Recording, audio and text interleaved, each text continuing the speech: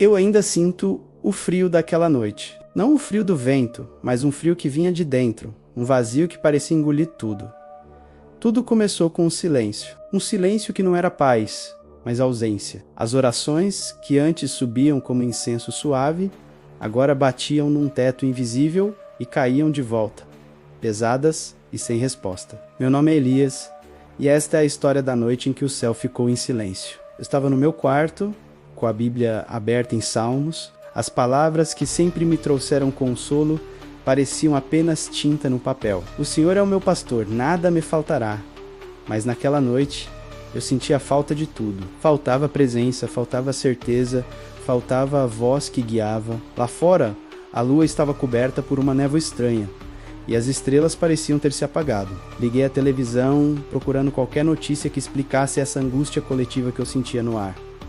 Nada. Apenas programas normais, pessoas rindo, alheias à quietude aterradora que se instalara em meu espírito. Foi quando ouvi a primeira batida na porta. Não uma batida normal, era ritmada, lenta, quase cerimonial. Meu coração disparou. Quem poderia ser a essa hora? Espiei pelo olho mágico, um homem alto, de cabelos escuros e olhos tão profundos que pareciam não ter fundo.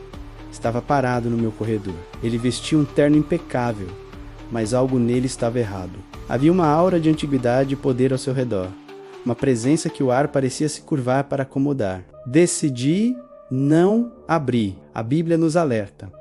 Amados, não creiais a todo o espírito, mas provai se os espíritos são de Deus. Algo naquele homem gritava perigo. Voltei para a sala, tentando orar, mas as palavras não vinham. A sensação de abandono era esmagadora. As batidas pararam, um alívio momentâneo me invadiu, mas durou pouco. Ouvi o som da fechadura, girando, lentamente.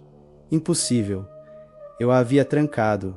A corrente de segurança estava no lugar, mas a porta se abriu. O homem entrou, não como um invasor, mas como se fosse o dono do lugar. Ele caminhou lentamente pela minha sala, seus olhos passando pelos meus livros, pelas fotos da minha família e parando no crucifixo que pendia na parede. Ele sorriu, um sorriso que não alcançava seus olhos. Bela decoração, disse ele. Sua voz era calma, mas carregava um peso milenar. Mas de que serve o símbolo se a substância se foi? Quem é você? O que quer aqui? Minha voz saiu trêmula, fraca. Ele se virou para mim. Eu sou muitas coisas, Elias. Um conselheiro, um questionador. Tô aqui porque você chamou. Todos vocês chamaram. Ele fez um gesto amplo com a mão, com suas dúvidas, seus medos, sua fé vacilante. Vocês criaram esse silêncio. Acharam mesmo que podiam viver sem ele, apoiados apenas em suas próprias forças? Maldito o homem que confia no homem e faz da carne o seu braço. Eu recuei, sentindo a parede fria nas minhas costas. As palavras dele eram como agulhas, perfurando minha alma. Ele estava certo. Quantas vezes eu confiei mais no meu planejamento do que na providência? Quantas vezes minha oração foi apenas uma lista de desejos, e não uma busca sincera? Você está sentindo, não tá? Ele continuou, aproximando-se o vazio. A ausência é assustador quando o pastor se afasta e deixa as ovelhas sozinhas com os lobos. Ele apontou para a janela. Olhe lá fora. O mundo continua indiferente. Negócios, prazeres, distrações. Mas a alma sabe. A sua alma sabe que algo fundamental foi perdido. Eu fechei os olhos com força, tentando invocar uma passagem, uma promessa. Ainda que eu ande pelo vale da sombra da morte, não temerei mal algum, porque tu estás comigo. O homem riu, um som seco e sem alegria, mas ele está, Elias. Você o sente, ou você está apenas recitando palavras vazias que aprendeu? Ele parou a centímetros de mim. Seu hálito era frio. Eu ofereço uma alternativa, um caminho onde você é o seu próprio mestre, sem necessidade de aprovação, sem esperar por uma voz que não responde mais. A serpente no jardim não estava mentindo de todo. Sabe, sereis como Deus. O poder está ao seu alcance. Um calafrio percorreu minha espinha. A tentação primordial, vestida em um terno moderno, bem no meio da minha sala. Ele estava me oferecendo o controle, a soberania que meu coração orgulhoso secretamente desejava. O silêncio do céu era o seu maior argumento. Como confiar em um Deus que parecia ter nos abandonado? Ele estendeu a mão. apenas um aperto de mão, um acordo.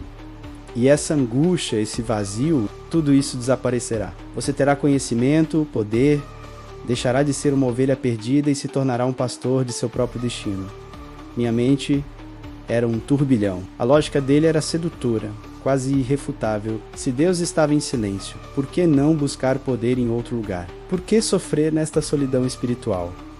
Mas então, uma imagem veio à minha mente. Não uma visão grandiosa, mas uma lembrança. Eu, criança, doente, e minha mãe orando ao lado da minha cama, sua fé simples, mas inabalável. A paz que senti naquela noite não veio da ausência de dor, mas da certeza de que não estava sozinho. Lembrei-me de Jó, que perdeu tudo, mas declarou: o Senhor o deu, e o Senhor o tomou. Bendito seja o nome do Senhor.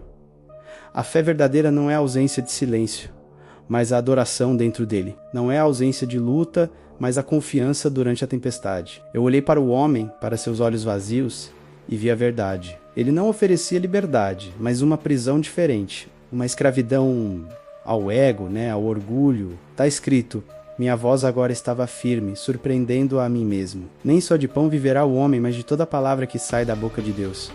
O sorriso do homem desapareceu. Uma fúria antiga brilhou em seus olhos. Palavras, sempre se escondendo atrás de palavras de um livro velho. Não, eu disse, dando um passo à frente. Eu me escondo sob a sombra do Onipotente. Mesmo que ele não me responda, sei que ele está lá. Mesmo no silêncio, ele é Deus. Retira-te de mim, Satanás, porque está escrito: ao Senhor teu Deus adorarás, e só a ele servirás.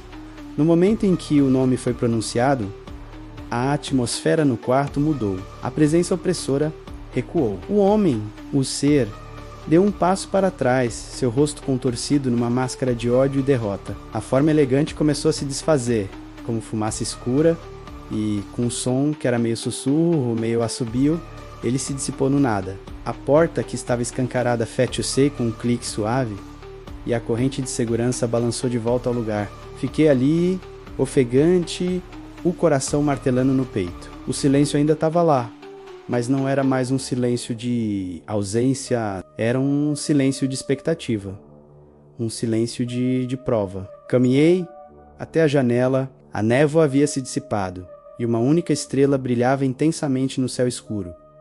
Eu não ouvi uma voz audível, não houve um trovão ou um sinal grandioso, mas no fundo da minha alma, no lugar que antes estava vazio, uma pequena chama se acendeu. A paz que excede todo entendimento. Eu entendi. A noite em que o céu ficou em silêncio não foi um abandono, foi um teste, um convite para escolher em quem realmente confiamos quando todas as garantias são removidas. A fé não é sentir a presença de Deus o tempo todo. A fé é escolher Luvelô mesmo quando tudo o que você sente é o silêncio dele. E nessa escolha, nesse ato de pura confiança, encontramos a verdadeira força, porque mesmo na noite mais escura, a promessa permanece. Eis que estou convosco todos os dias, até a consumação dos séculos. O silêncio nunca é o fim da história, é apenas o começo de uma fé mais profunda. Obrigado por assistir. Se esta história tocou você, inscreva-se no canal para mais narrativas de fé e esperança. Que Deus te abençoe.